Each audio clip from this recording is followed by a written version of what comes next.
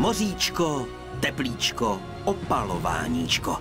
Chorvatská pivní břečka, paštiky, salámy, crnovino. Asi 600 000 Čechů už se vidí na Jadranu, jenže nejdřív je tam třeba dojet. Dvě identická auta. Škoda Octavia, 3. generace, motor 1.6 TDI, výkon 66 kW. Jedno zůstalo v továrním nastavení. A u té mojí byl navýšen výkon na 88 kW. Dvě oktávky se pyšní takovou spotřebou, že cestu dáme na jednu nádrž. Ta načipovaná by měla být dokonce úspornější. 1000 kilometrů non-stop po všech typech silnic. Čechy, Morava, Rakousko, Slovinsko. Ohraná letní jadranská odrhovačka. Přesto pozor, i odrhovačka může překvapit.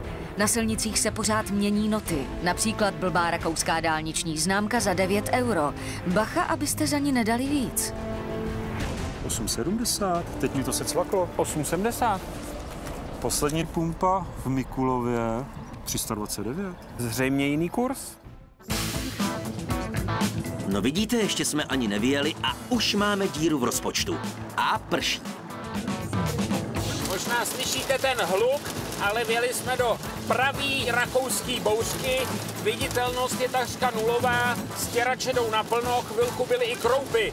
Raději dojedu o hodinku, o 2 později, než abych se z poloviny cesty vracel v prkeným pyžamu do České republiky.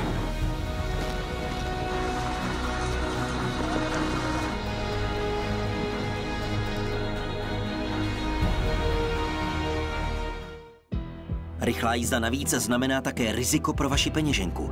V případě Rakouska se může pokuta vyšplhat přes 2000 €. Na pozoru se musí mít i řidiči obytňáků, zatímco u nás pro ně platí dálniční 130, v Chorvatsku jen 90.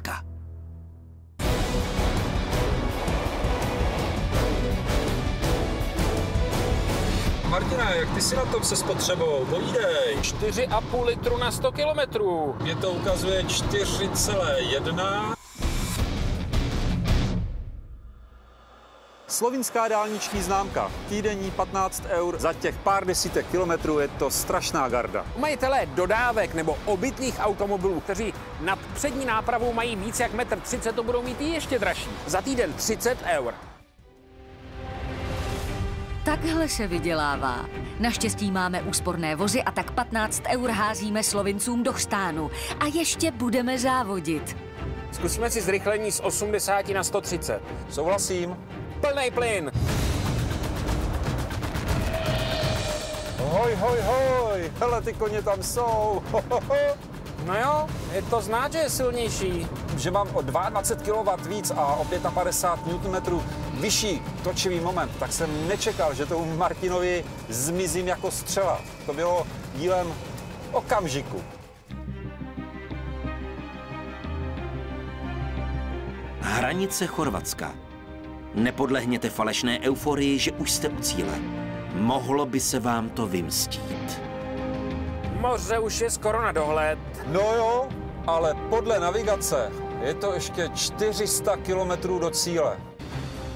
Praktická rada, která vám pomůže ušetřit, se týká mýta. V podstatě nejhorší je platit ho v Chorvatsku v hotovosti. Nebojte se platby s takzvanou ENC krabičkou. Po jejímž zakoupení je možné projíždět označenými úseky mýtných bran téměř bez zastavení. Na platbách dálničních poplatků ušetříte až 28%. Více informací právě teď na webu pořadu Autosalon.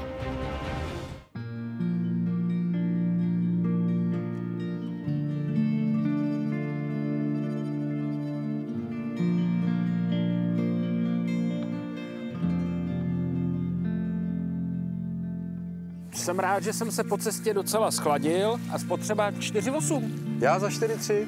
Tak to se mi trošku vzal vítr z plachet. Navrhuju v testování pokračovat. Co takhle výhled do hor? A ten kopeček svatýho Jirky, jo? No já bych se předem tak nesmál.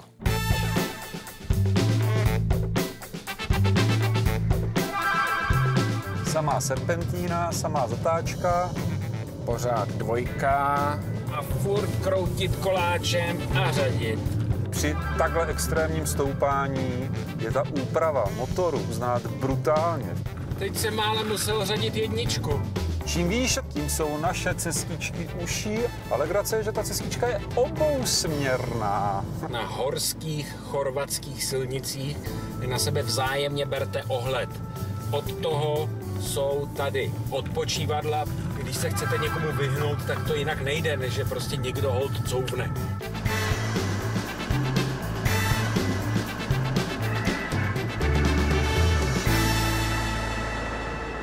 Hora svatého Jiří. 1762, to číslo znám, protože dlouhou dobu, když jsem jel nahoru, to byla moje spotřeba, 17,6. A co po 3/4 hodině neustálého kroucení volantem, řazení? 11,9.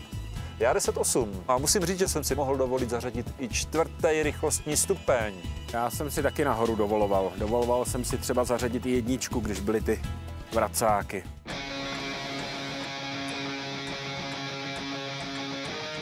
Na začátku byly 2 identické Škody Octavia s motorem 1.6 TDI o výkonu 660 kW. Jednu jsme ale nechali odborně upravit, což vylepšilo výkon a naopak snížilo provozní náklady. Spotřeba byla na cestě do Chorvatska nižší o půl litru na 100 kilometrů. Na 1000 kilometrech 5 litrů. Na 100 000 500. A to už je bratru 16 500 korun. Je jen na vás, jestli se to vyplatí. Každopádně, ať už cestujete kamkoliv a čímkoliv, tým pořadu Autosalon vám přeje šťastnou dovolenou.